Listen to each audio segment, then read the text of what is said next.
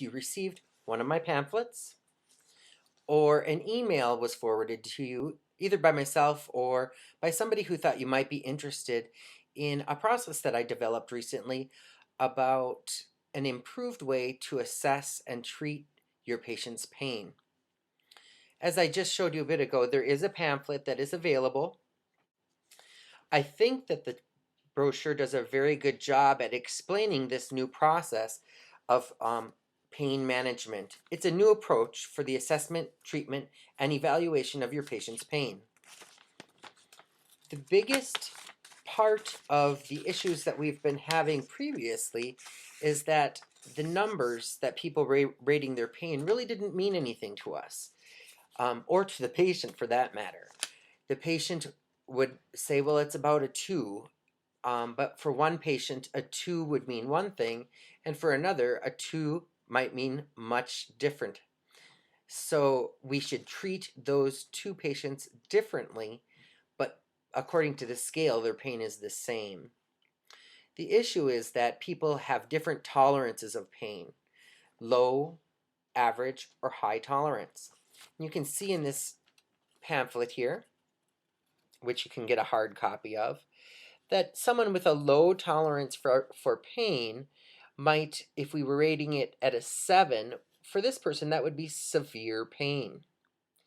On average tolerance, a 7 might show up as moderate pain. And then for somebody with a high tolerance, a 7 actually falls into the low pain category. We should realize that we are not always able to remove all pain for a patient. Some patients have chronic back pain that they lived with for their entire adult lives. And if you ask them, are you having any pain? They'll say, no, I'm comfortable. But if you want to know, I kind of do have this ache in my back. I don't know, I'd rate it a 5, maybe a 6, but it's exactly what I'm used to. I'm happy with the pain control, and I don't want any changes to my medications. Well, that would be somebody with a high tolerance of pain.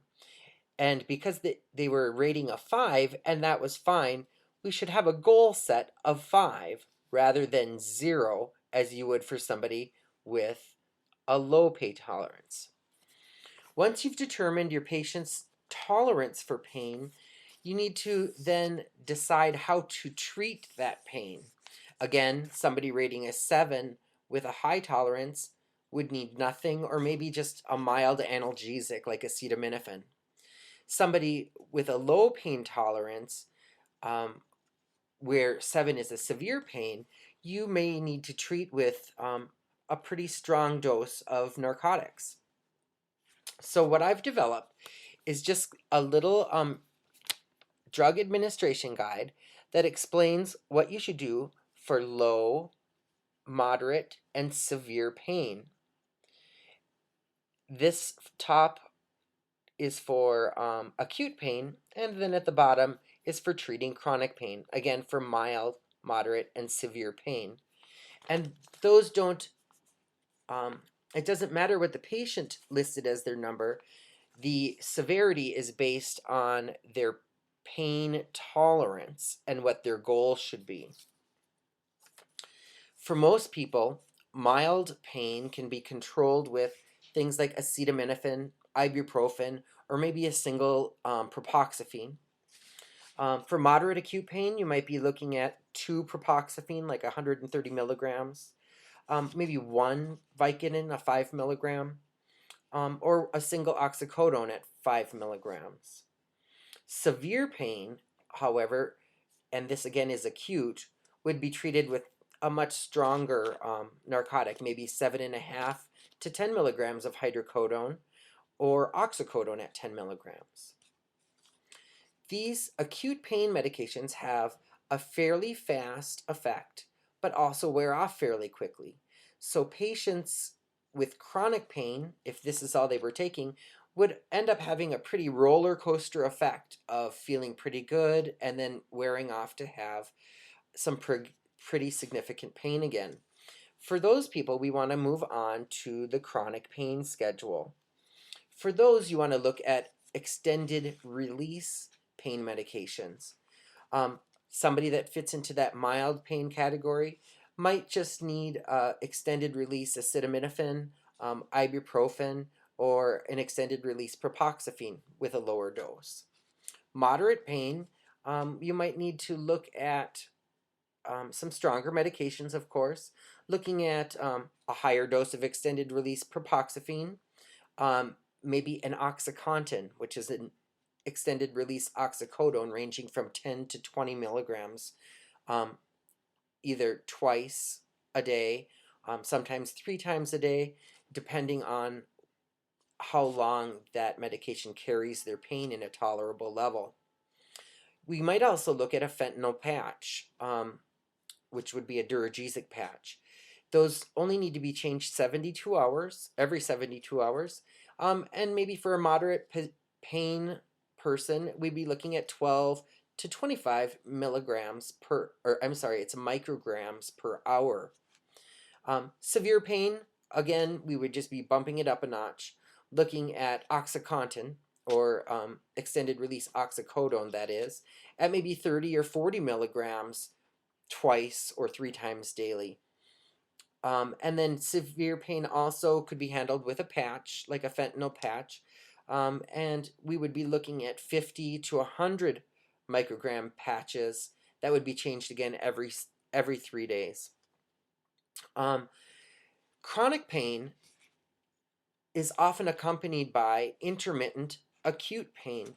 For those people that are controlled most of the day with their extended release pain medications, but have only occasional increases in intermittent acute pain, then you can follow the acute pain schedule to supplement their chronic scheduled pain medications.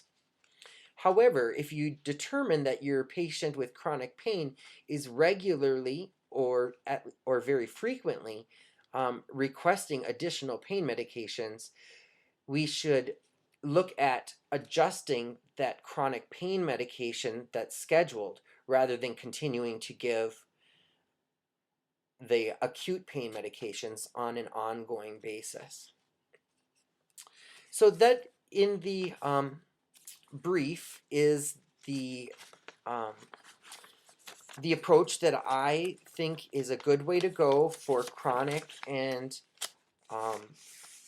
acute pain control while using the tool, the pain rating scale with the smiley faces or the 1 through 10, and actually rather than just having it as a number, but can relate it to mild, moderate, or severe pain, and then using an appropriate medication administration guide for that level of pain. The last thing that I wanted to mention was one unfortunate example that I heard from somebody that wasn't using a plan like this. It was in my practice, and I overheard a nurse asking a patient what her pain level was using the 1 to 10 scale.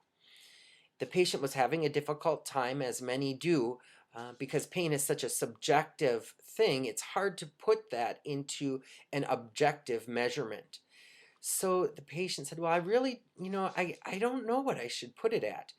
And the nurse's reply was, it really doesn't matter. You just need to give me a number.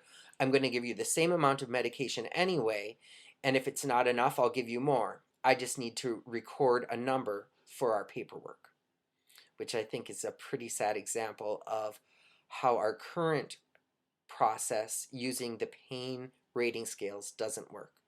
So again, my name is Neil Johnson. I am a registered nurse with a bachelor's degree. I'm attending Marian University, and I am going to receive my master's degree in December 2011, and I will then be an adult nurse practitioner. So if you have any questions, again, I can be reached at ncory Johnson, that's Ncory Johnson, at yahoo.com. Thank you so much.